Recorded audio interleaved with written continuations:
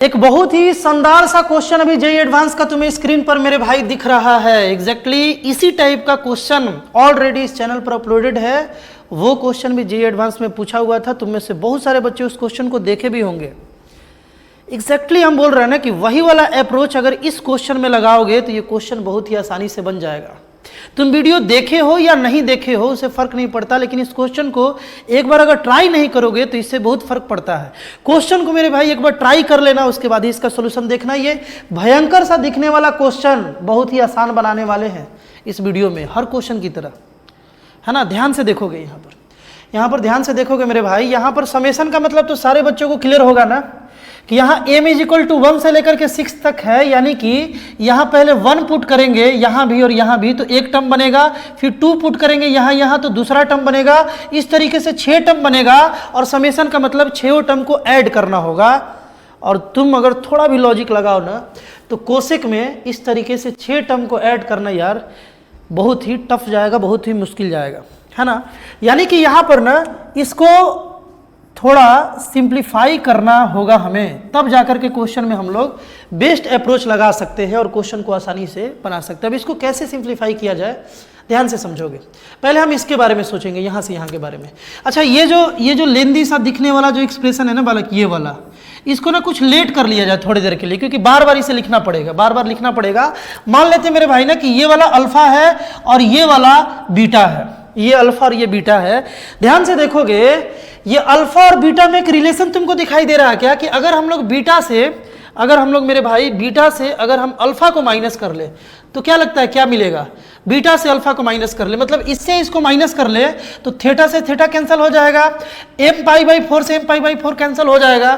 तुम माइनस करोगे ना मेरे भाई तो यहाँ पर बचने वाला है बीटा माइनस अल्फा π/4 आएगा, π/4 आएगा। ये तो नॉर्मल सा बात है ना। बीटा माइनस अल्फा किए मतलब इस एंगल से इसको माइनस किए तो π/4 आ गया। अब तुम्हें सोचना है कि इस π/4 का हेल्प कैसे ले, इसका यूज करके कैसे क्वेश्चन को आसान बनाए, है ना। ध्यान से देखो हम कैसे कर रहे हैं।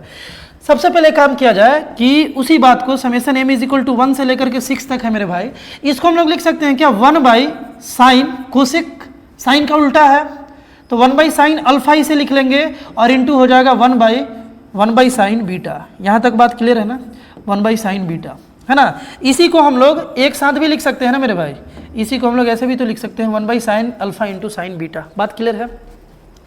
इस 1 को थोड़ा चेंज किया जाए, है ना। इस 1 को इसका हेल्प लेकर के कैसे चेंज किया जाए ध्यान से समझना मेरे भाई।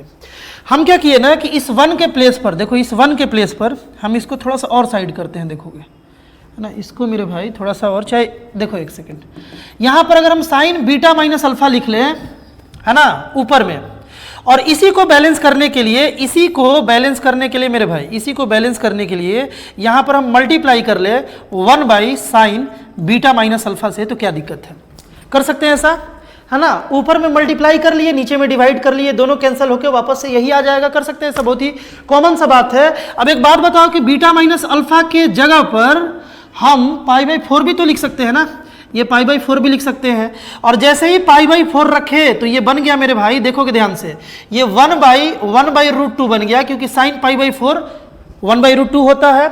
और इसको हम लोग सिंप्लीफाई करके √2 लिख सकते हैं, ये ऊपर जाएगा तो √2 बन जाएगा, मतलब कि ये पूरा का पूरा एक कांस्टेंट है, दैट इज √2, और समेशन से कांस्टेंट टर्म बाहर आ जाता है।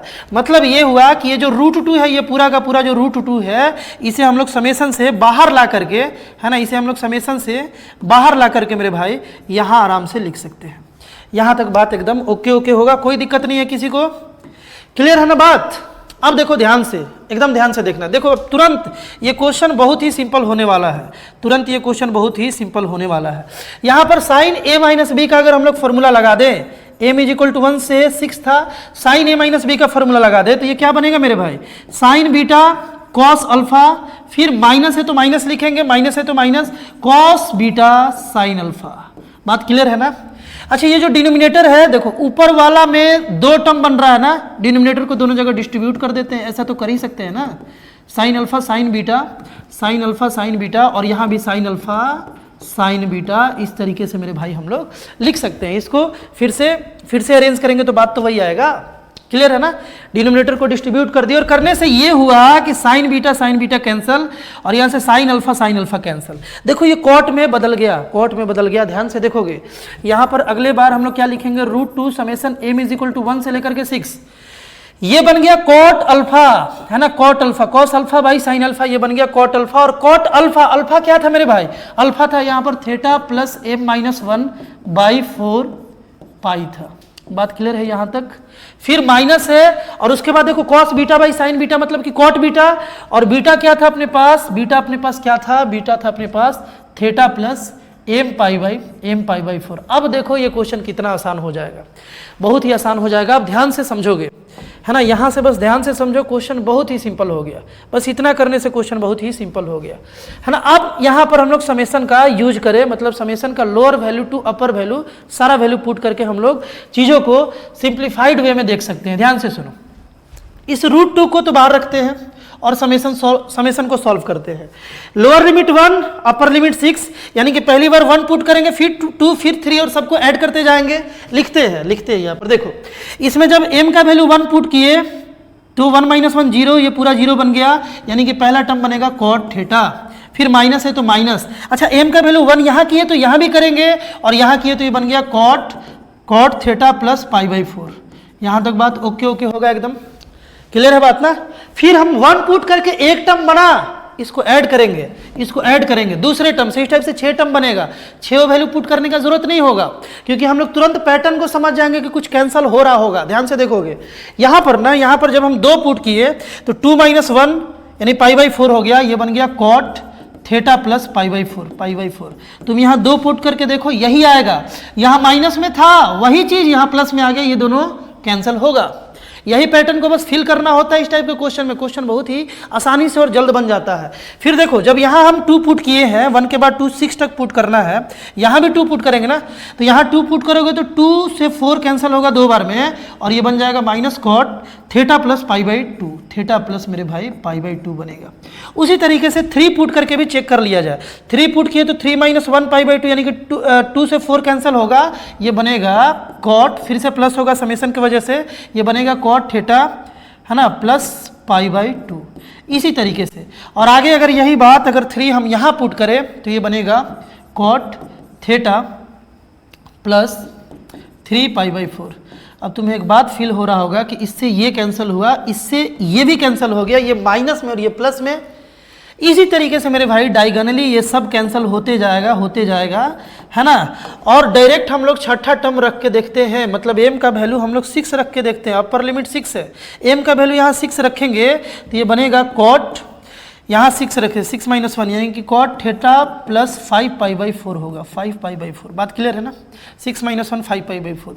और यहाँ पर माइनस के साथ देखोगे, माइनस के साथ वही 6 अगर हम यहाँ रखें, वही 6 मेरे भाई, वही 6 अगर हम लोग यहाँ रखें तो ये बनेगा कॉट थीटा प्लस 6 और 4 है यानी 3 π/2, कॉट 3 π/2। बात क्लियर है ना, कॉट 3 π/2।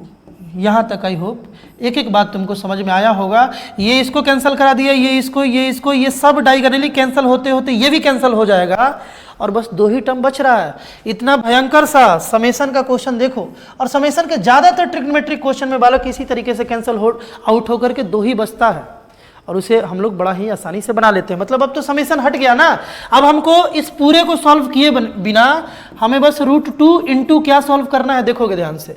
एक बच गया कॉट थीटा, एक कॉट थीटा और फिर माइनस बचा अपने पास कॉट थीटा प्लस 3 π/2। अब बस हमें ये सॉल्व करना है, बात क्लियर है ना। अब इसको कैसे सॉल्व किया जाए, देखोगे इसको कैसे सॉल्व किया जाए बालक। अच्छा, इसका वैल्यू किसके बराबर है, ये जो पूरा हम लोग इसको सॉल्व करते करते यहाँ तक पहुंचे हैं और ये किसके बराबर है, 4√2 के। यहाँ से √2 और √2 भी दोनों बालक कैंसिल हो गया, अब खाली 4 बच रहा है।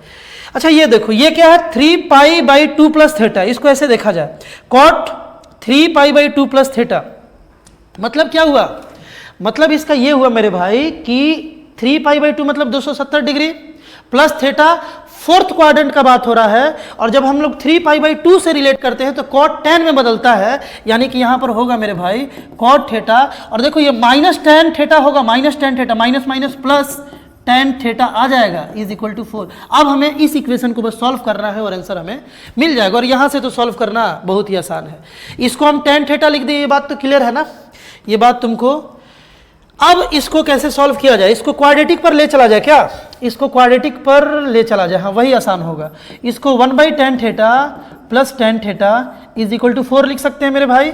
tan थीटा अगर एलसीएम लिए तो यहाँ पर 1 प्लस tan स्क्वायर थीटा हो गया, tan square theta is equal to 4। इस tan थीटा को उधर भेजे 4 tan थीटा, फिर इधर ला दिए तो अपने पास हो गया tan square theta minus 4 tan theta और प्लस 1 इज इक्वल टू 0, है ना। ये मिडिल टर्म स्प्लिटिंग हो पाएगा क्या, ये मिडिल टर्म स्प्लिट हो पाएगा क्या, नहीं हो पाएगा मेरे भाई, नहीं हो पाएगा। तो डिस्क्रिमिनेंट निकाला जाए, d इज इक्वल टू हो जाएगा b स्क्वायर माइनस 4ac यानी कि 16 माइनस 4 इंटू a इंटू सी यानी कि 1 इंटू 1 यानी कि अपने पास आ गया मेरे भाई 12। डिस्क्रिमिनेंट आ गया 12। यहाँ तक बात क्लियर है। तो डायरेक्ट फॉर्मूला से इस tan में क्वाड्रेटिक का वैल्यू निकाला जाए तो अपने पास मेरे भाई tan theta is equal to आ जाएगा माइनस बी यानी कि माइनस माइनस 4, ध्यान से देखोगे, माइनस बी यानी कि minus minus 4 plus minus root under D यानी कि root under 12 divided by 2a। A तो अपने पास 1 है यानी कि 2 इंटू मेरे भाई 1 आ गया। तो tan theta is equal to अपने पास 4 प्लस माइनस 2 रूट 3 हो जाएगा, रूट 12 को ऐसे सॉल्व करेंगे तो, और यहाँ से आ गया अपने पास 2। इस 2 से 2 को कॉमन लेकर के कैंसिल किया जाए तो 2 से ये 2 बार में और ये तो कैंसिल हो गया।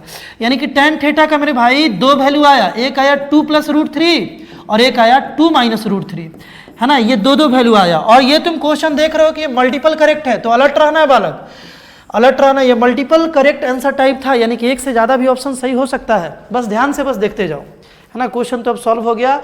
तुम में से ज़्यादातर बच्चे इस क्वेश्चन को समझ भी गए होंगे कि क्या आंसर आने वाला है ना। अब यहाँ से अगर तुम्हें वैल्यू याद है मेरे भाई तो तुम जानते हो कि tan थीटा जब थीटा 15 डिग्री हो तो tan 15 डिग्री का वैल्यू अपने पास आता है 2 माइनस रूट 3 और tan 75 डिग्री का वैल्यू जो है ना वो आता है 2 प्लस रूट 3। और यहाँ पर जो थीटा था ना उसमें कंडीशन था कि वो 0 से π/2 के बीच में होना चाहिए। ये दोनों एंगल यानी 15 डिग्री और 75 डिग्री ये दोनों 0 से π/2 के बीच में है। क्लियर है बात ना, यानी कि दोनों अपना आंसर एक्सेप्टेबल है। एक क्या है मेरे भाई, एक क्या है, ये है 15 डिग्री जिसे हम लोग लिख सकते हैं π/12 और ये क्या है मेरे भाई, ये है 75 डिग्री यानी कि ये हो जाएगा 5π/6 यानी कि जो है ना 5π/12 सॉरी, ये जो है ये अपना हुआ 15 डिग्री और ये जो हुआ अपना ये हुआ 75 डिग्री, 5π/12। बात क्लियर है ना। यानी कि इस क्वेश्चन का मेरे भाई जो कि 2009 में पूछा गया था जेईई एडवांस में, उसका 2 आंसर सही था, एक था π/12 और एक था 5π/12। आई होप इस क्वेश्चन को भी तुम बिल्कुल ही आसान तरीके से मेरे भाई समझ पाए होगे। इस टाइप का जो क्वेश्चन हम अपलोड किए थे या इस टाइप का और भी बेहतरीन क्वेश्चन जो तुम्हारे जेईई मेंस जेईई एडवांस के सफर को आसान बनाता है, लगातार इस चैनल पर कंटेंट अपलोड हो रहा है मेरे भाई। एक बार चैनल को जरूर विजिट करना।